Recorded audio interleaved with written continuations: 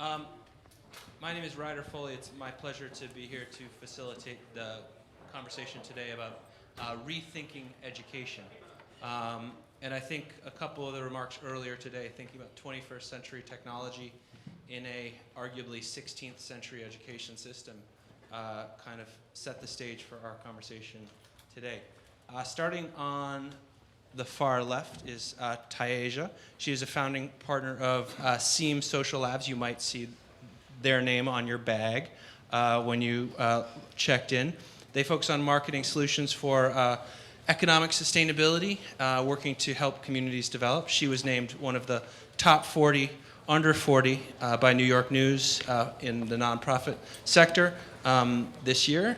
She has a decade of experience in small business and nonprofit leadership and has been working with organizations such as MOCAD, AHRC, and the Act Now Foundation for a number of years.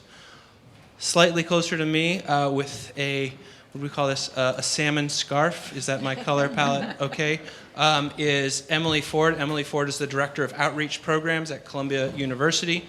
She facilitates relationship building between Columbia and school students, educators in the New York City area. Emily has a deep and varied background, which I hope she draws upon in our conversation today. Stacey, the white jacket. Oh, straight Pebbles. See, I told you one out of order. I'm sorry. Pebbles Russell. Yes. Is the creative director at Boulevard Arts and is the leading developer of arts-based experiences using virtual reality, augmented reality, and mixed realities. So if you hear us say things like VR, virtual reality, AR, augmented reality, IRL, in real life, or MR, which is mixed realities, that's what we're talking about. Or XR is Or really XR. convenient. That's the umbrella term. That's all of the R's. Yes. Okay, very R-rated. She focuses on writing and design, research and directing. She formerly founded the Centrifuge Project in 2011, working on large-scale murals in the Lower East Side. And immediately to my left is Stacey. She is the CIO, the Chief Information Officer of New York City's Commission on Human Rights. She's charged with enforcing some of the most progressive civil rights laws in the nation. She formerly was working with the New York Department of Education, and that organization has 1.1 million students enrolled and tens of thousands of educators. And she worked on tech solutions with the Department of Education. Prior to that, she was in the private sector with Apple and a number of other top companies. So those are. I'm here with four very impressive people, and I'm gonna just ask them a few questions to get started. And our format will be: I'm gonna ask a couple questions, have some discussion, and then I hope to reserve half the time for audience-derived questions. So, if there are things that you want to follow up on, please jot them down or tweet them at us, or and then we'll pick up on them. So I'm going to start with Tiasia.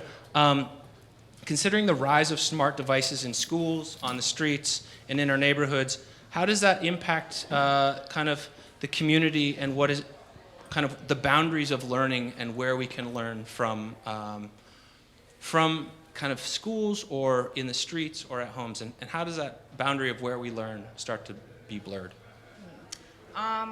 So I think the boundaries have theoretically completely blurred as of now, and they've kind of started to diminish.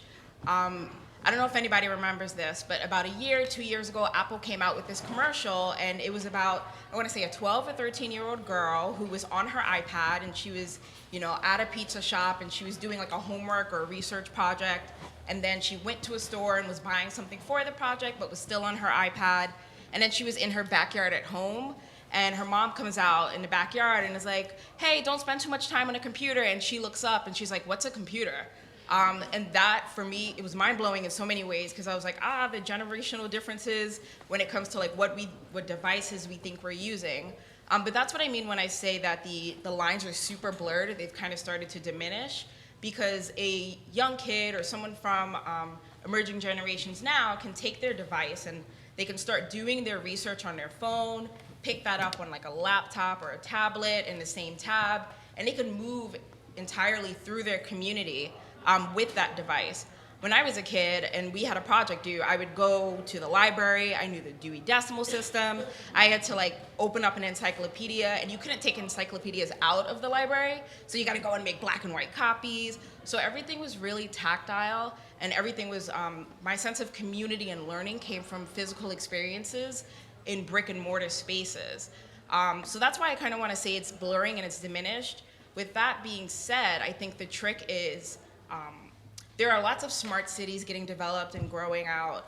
Not every community or city has that type of infrastructure yet. So we have some disparities going on. So how do we work to build out infrastructure and develop the tools and resources for every school to be a smart school, for every city and community to have like free Wi-Fi, so that a kid in a smart city can have that experience everywhere, and not some communities get free Wi-Fi and get iPads, and then some don't. Yeah. Can I touch on that a little bit? I just, something happened the other day, and I feel like this is like the perfect example of what's going on this day in education. So I was at dinner with my husband and my kids and my nephew, and we were at dinner, and this is going to sound really geeky, but we were doing math problems at the table while we were waiting for our food. And what we did was I would do, took a normal piece of paper and a pencil, and I wrote down the math problem, and I gave it to my nephew to solve. I actually gave it to my son, but then my nephew insisted that he could solve it. And he then took his phone, took a picture of the math problem, it recognized the math problem, it gave him the answer, and it gave him the procedures on how to get the answer. That's cheating. Have you seen this? No. Okay. I would die. So that's, when I saw that, I just realized that we are not thinking right when it comes to education anymore. I mean, I'm sure I don't know how he found this app, and I do have a history of being in education and in technology, and I didn't even know this existed. But when we're looking at education and smart devices, we have to start looking about how we're teaching our kids, because they're going to learn what they're going to learn wherever they can learn it now. And we have to pay attention to that and really meet them there. Yeah, just a great comment on that. It reminds me that the learning and community that happens now happens in a virtual world and less in a physical world, and that impacts younger generations, and it completely touches on that. Absolutely.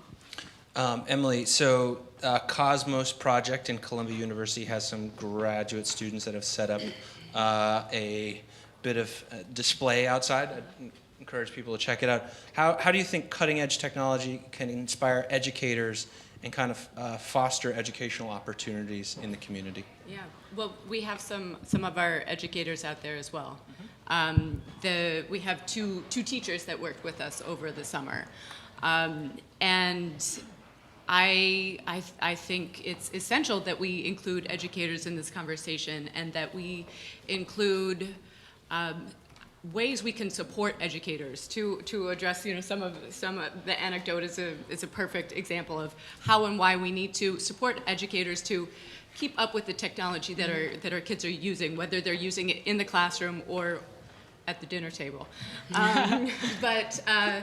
So I think research has incredible potential to inspire and just expose people to the most exciting parts of science. So the discovery stage, which is what research is where all of the ideas happen, and where all of the imagination comes in. I think certainly this is something we see in our K through 12 classrooms, but kids check out, I'm not a math person, I'm not a science person, and that's it. We need to find ways to keep them in the pipeline, and I think encouraging educators to find innovative ways, and especially if they can be hands-on ways to include them in that discovery and that idea and that imaginative stage of science, that part of science. I think this can have tremendous impact on STEM education at every level. So we run this program. It's called the Research Experience for Teachers. It's supported by the National Science Foundation. So this summer, we had a group of 10 teachers spend 6 weeks with us on, in our research labs at Columbia University. NYU is also a partner on this program, and they're tremendous partners. So these teachers first of all, they get a crash course in what wireless technology is. How many of us really know how our phones work, or how Bluetooth works, or how radio works? So first, understanding basic wireless technology. This is something that we all take for granted in our everyday lives, regardless of what age you are. Everybody at this point has a cell phone, and we don't know how they work. So this is something we definitely want our teachers to do, but we want to enable them, empower them to make this accessible to students of all ages. One of the nice things is engineering is really tangible. It's hands-on, it's project-based, but engineering is when you're building things. And again, this kind of skips over the scary math or the scary part of STEM and gets you straight to the hands-on engagement. And I think that's really powerful. And I think teachers and educators have the opportunity to get straight to the heart of the best part of science and the best part of technology by being included in the research. So, just a quick plug, visit the table, talk to some of our teachers. They have kits, they have these tangible projects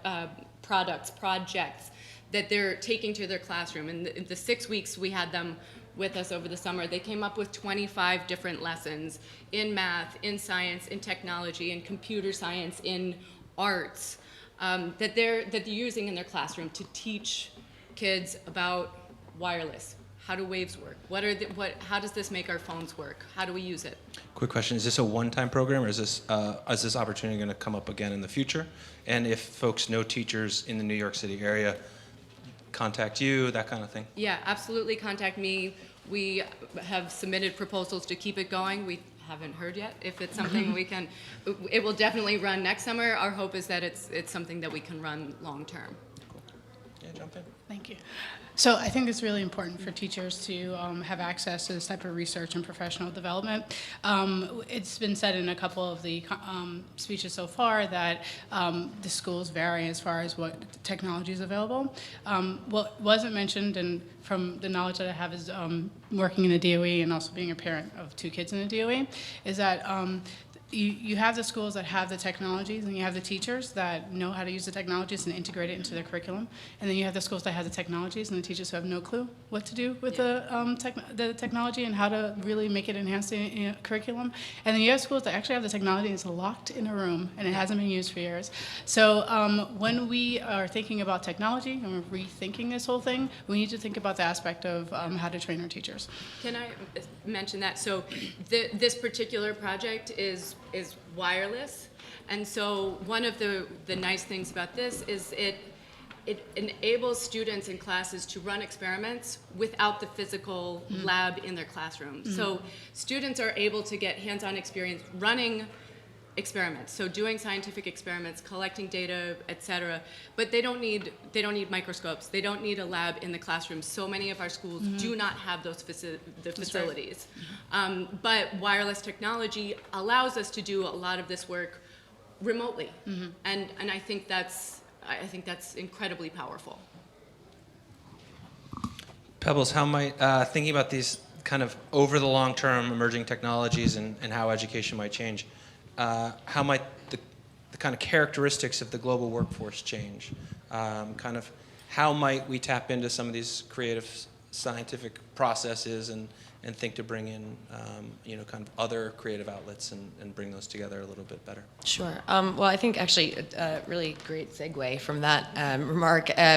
There are lots of scientific labs that exist in a very functional, gettable form at this point in both VR and AR, and actually in MR as well.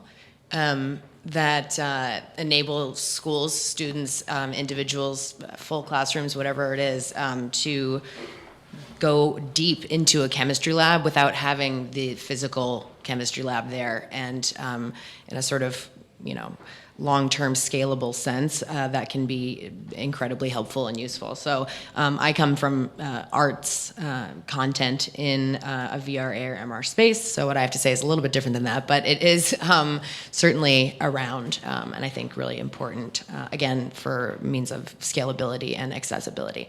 But I think that emerging technologies, specifically the immersive ones that I work with, have this really great organic kind of innate characteristic that they can meet learners where they are. So regarding the type of learner that a student is or an individual is, that sort of that room for personalization in learning, I think even in short term, and what's obviously really nascent technology, can sort of free up brain space, but then also provide a certain level of sort of psychological validation.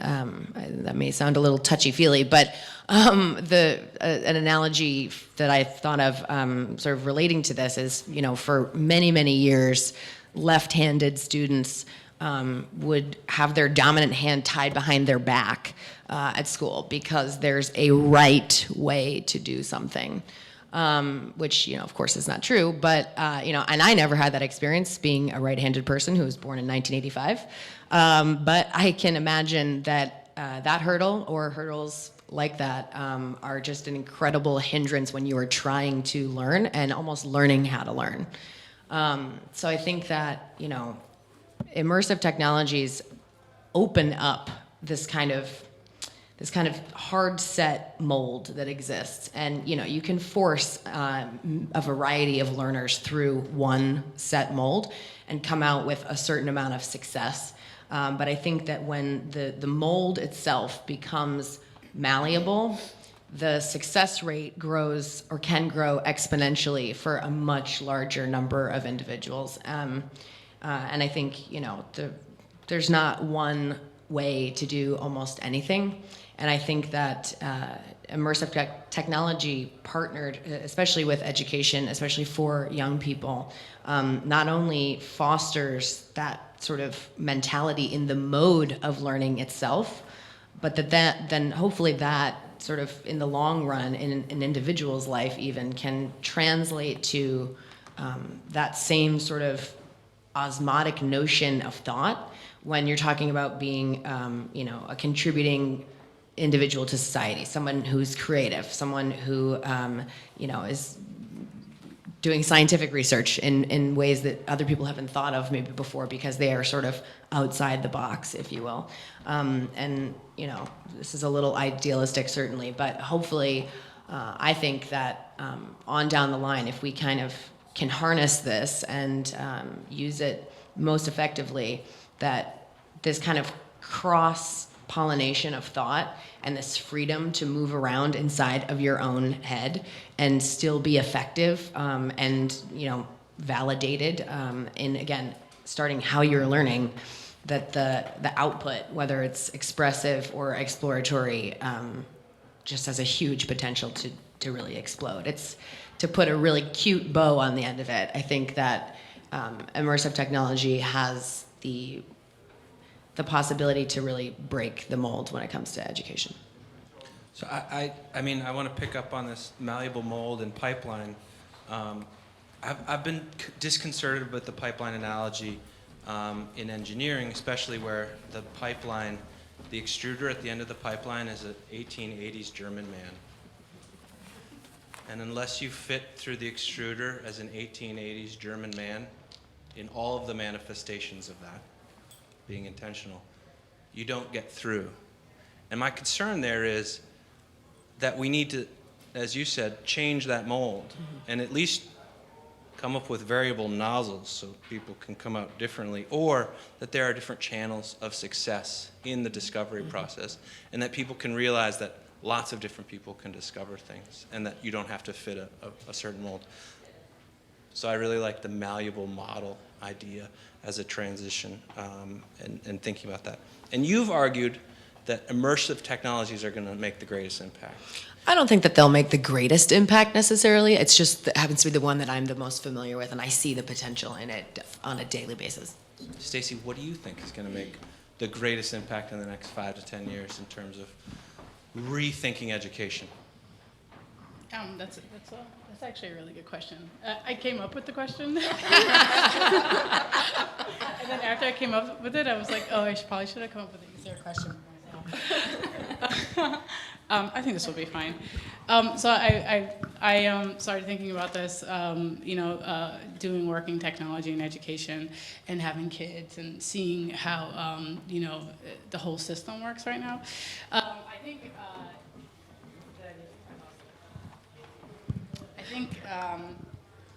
one of the buzzwords that is not going to be a surprise is that I think AI is going to have a significant impact on education. Maybe not in the way that you possibly are thinking about it, but what I'm thinking about is it will help relieve teachers from the mundane work that they have to do as part of being a teacher, and the stuff that has nothing to do with the subject matter that they teach.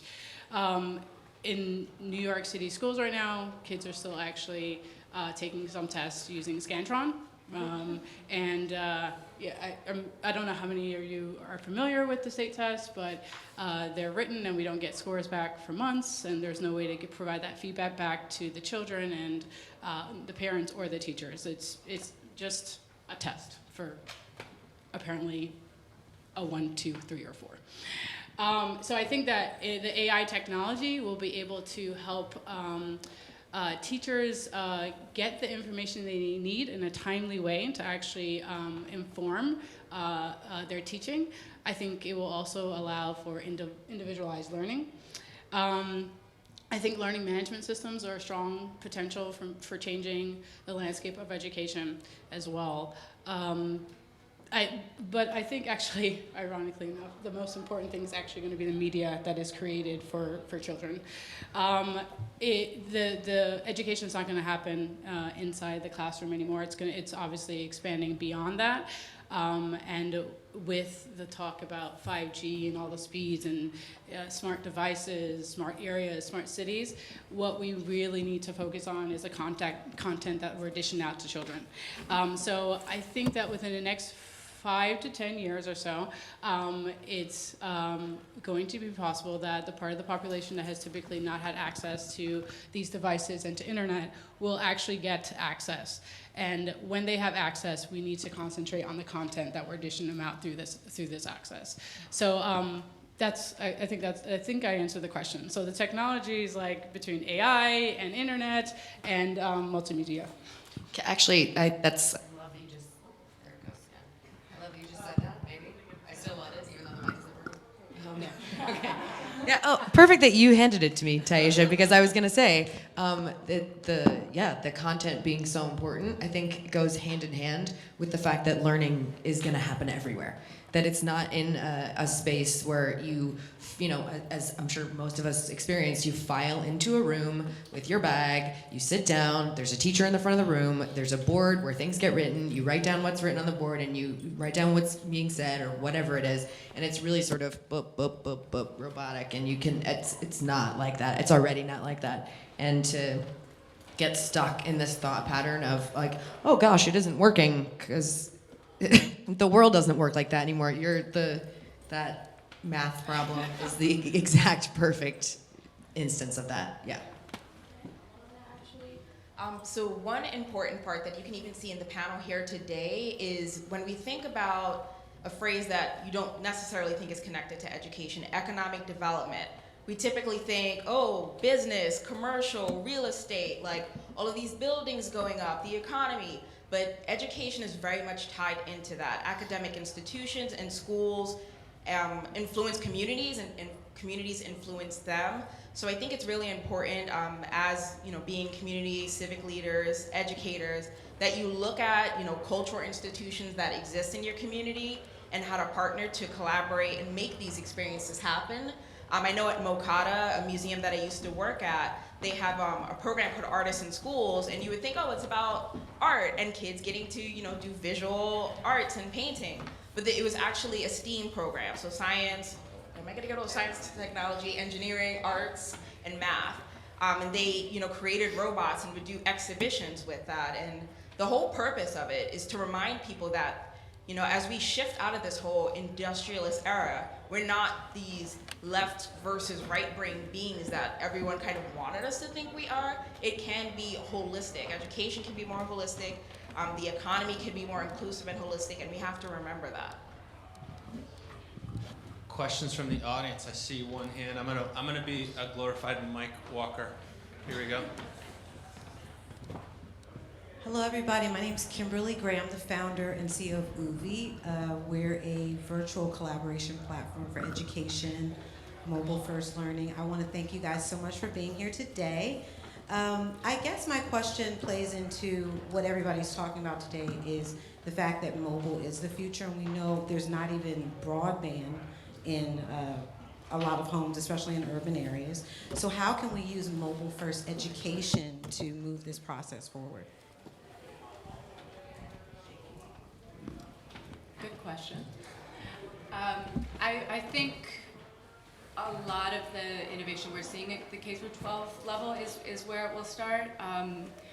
I think it really goes back to equipping teachers with more technology, more skills, and a framework to understand that technology and how to use it. I'm speaking from an institution of higher education. We see more and more of it, but all educational institutions are slow to change, quite frankly. And I think a lot of the change and the dynamic part of education is on the individual level. So I think it's going to be a ground up, grassroots driven change, in my opinion. Hi, I just have a quick question. Oh, sorry, the response. Sorry, just wanted to touch on the mobile first question. Sorry. So in some schools today, that actually Wi-Fi sucks. Actually, so mobile first, maybe infrastructure needs to be addressed in some of our schools and our on buildings and the communities. So I mean, I'm excited about all the things that they're saying today, but I hope that people are focusing on schools because that's the most important place to put these technologies. Hi, sorry for interrupting you earlier. I just have a quick question or something that happened recently. Working with a friend who's an illustrator, so she's helping women get into comic books. And so she had a portfolio review and she asked me to come in to do the tech side. And I found that many of the students who came in, like their portfolio was their mobile phone. And then they didn't realize that they put a GIF that was too big or the page didn't load right, or they would say, well, my Instagram is my portfolio. But then one student admitted that her school just kept teaching her how to pump out art and didn't really know how to promote and how to really use the mobile technology to help her. Instead of coming with a tablet maybe, that there's some people who still want print, that none of that information was given to her. So she just kept using her Instagram as her portfolio. So how do we merge what they understand, this kind of confusion that this social media is not your new portfolio, but how to, how art can really come together with the new generation, merging that old with the new, so I just saw that 10 of them who came in, they all did the same thing. So I'm really curious, why can't social media be the new that portfolio? was gonna be my question too.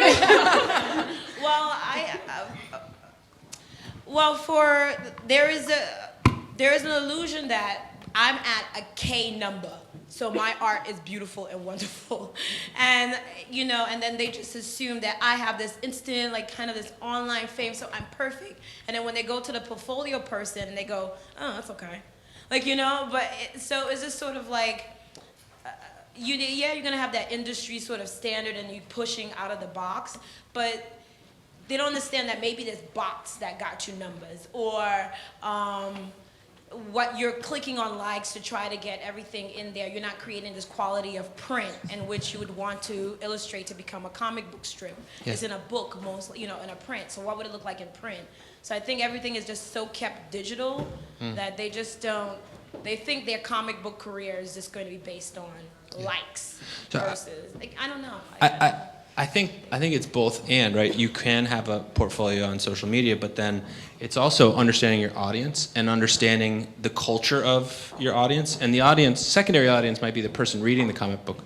The first order audience is a management company that produces or kind of curates that, right? And so I sometimes this mic just, I sometimes teach my students how to dial a phone, right? Because there are cultures where there's a device on a desk still, and it makes a ringing noise, and it initiates a human response, right? And so there's times, though, I think, breaking back out of the culture and then recognizing where and how you're communicating, who you're communicating with. And I think what you're talking about is kind of bridging that. And so how do we recognize that there are different ways of communicating, learning, and sharing? Can I actually, especially, sorry, just about art specifically, and communicating visually, I think that sometimes it's easy to get like really excited about the forward trajectory of all of these technologies and the possibilities and how quickly things can be disseminated and all of this.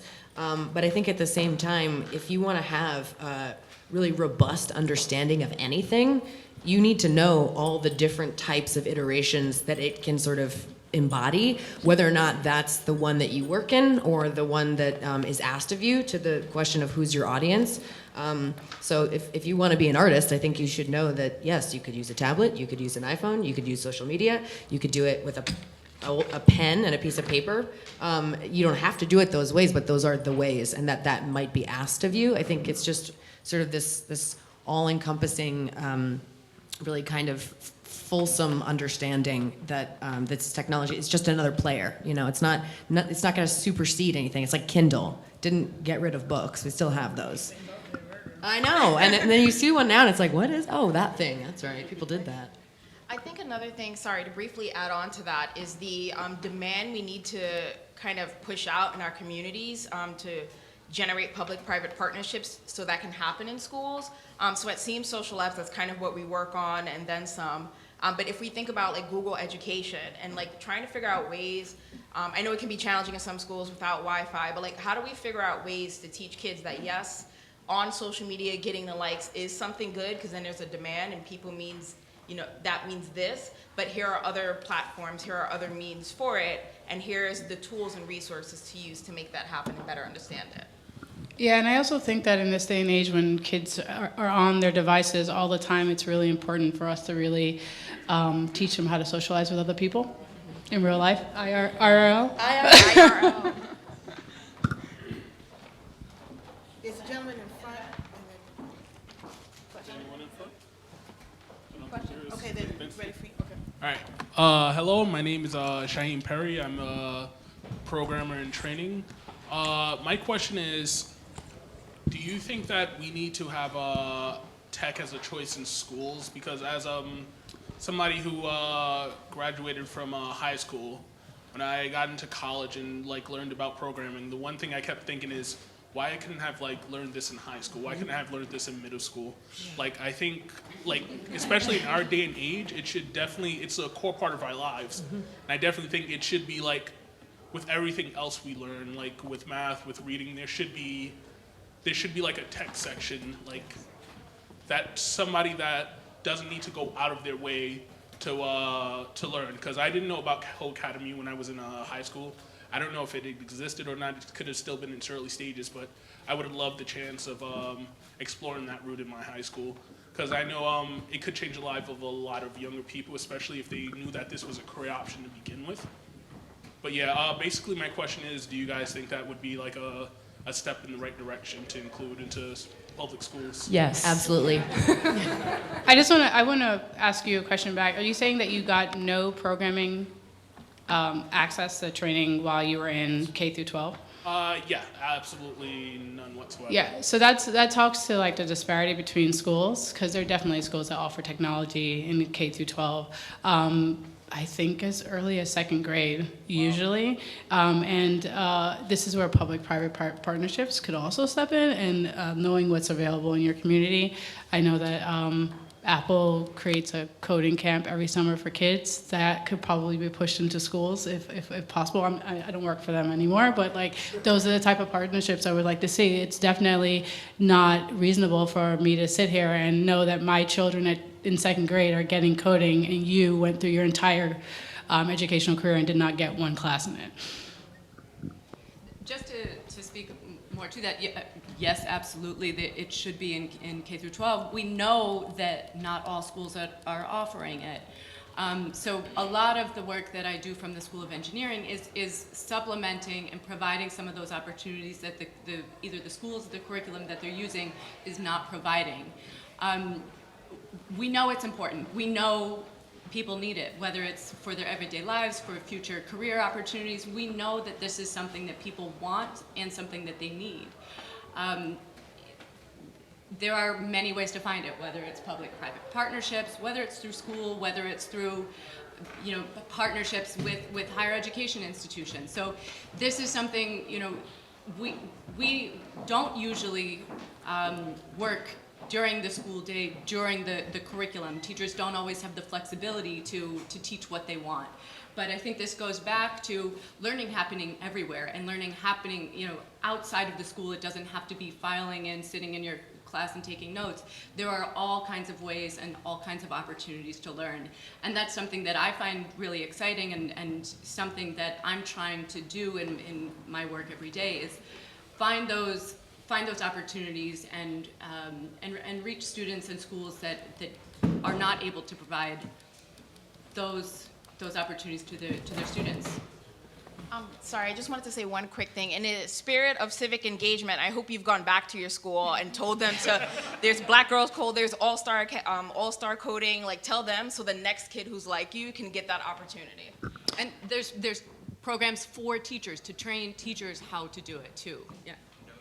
And for a quick political aside, no child left behind is holding us all back. So we need to rethink our educational policy. Yes, sir. Okay, my name is Daniel Bedenbaugh. I'm college student, freshman. I have, two questions. So the first question that I have, it's mainly related to kids that are teaching themselves. How should schools be able to, adapt and create, you could say that they could incentivize students learning on their own and adapt to that, because in this digital world, we have so much information at our fingertips. We have big data everywhere. How do we incentivize kids who actually they push themselves to actually learn new topics, new skills? So, the second question, it's mainly about Common Core. What are your thoughts about Common Core and how things are going to the fourth industrial revolution? How Common Core is just, out of date, and how it just, Not even a teacher in that phrase. The second question about Common Core, just chuckles. The first question regarding what teachers can do to kind of encourage individual learning goes back to what I think is the technology we need in schools. It's really hard for a teacher to sit in front of a classroom full of 32 children and then notice that you are more advanced or you want to learn something else and figure out a curriculum specifically for you, which is why we need to figure out ways to leverage technology in the classroom. So maybe that rather than them grading a paper, which apparently they don't need to do if you could take a picture of a math problem, they can really focus on who you are, what you like, and what your needs are as an individual instead of as a horde of 32 students. The second thing about Common Core, can I? So I feel like the concepts around the Common Core is smart, but the way that it was implemented, it was probably not the best thing. I think that it is fair to say that, we should hold our educators accountable to the fact that, at a certain age, a child should know this. And in 8th grade, you should be able to read a basic reading, like level A book, right? And it was a true fact that certain students in the United States could not even do that in 8th grade. So I agree with it in concept. I think that we need to finesse it a little bit in actuality and implementation.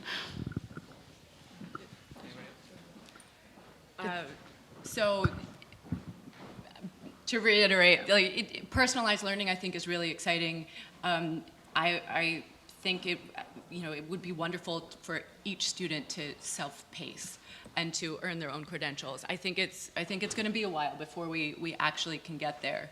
I hope that you find as a college student that there's more freedom and more flexibility, and that self-directed learning is really rewarded. In higher education, it is. So I hope that you're able to, that you've seen that in your college experience so far, because you'll thrive. If that's how you learn best, then you'll be able to take it as far as you want in college. So we have 1 minute left, and we have 8 hands, and 1 woman has the microphone. So really quickly, I want you to speak to the dean of your school to find out if you could be credited for it, because you potentially could, and we could talk offline about that. But I work with high school students and college students, and so Black Girl Codes and some of the younger programs don't really meet the population that I work with. But I know that there are a lot of young people who don't necessarily want to take the college path, but do want to kind of be engaged in the community and learn something and give back. And I haven't, as much as I've been looking, finding other programs outside of NPower and other programs that would be able to teach them and provide them resources. And then I also have some students with handicaps, and I haven't found programs that really speak to them. So I know that we're going off, but I would like to be able to speak to you so that I could make sure that I'm able to pipeline and bridge whatever resources are out there for the population that I oversee at Harlem Children's Zone. So I'm gonna say this. So we have 4 amazing people. We've got 8 more hands and questions. We will not run away. We will walk slowly. Some of us might have to run away. And love to continue the conversations. I really appreciate your time, attention, thoughtful questions. Young man, I'd like to speak to you about self-directed education, because I've got some ideas for you as well. Thank you very much, everybody. I appreciate it.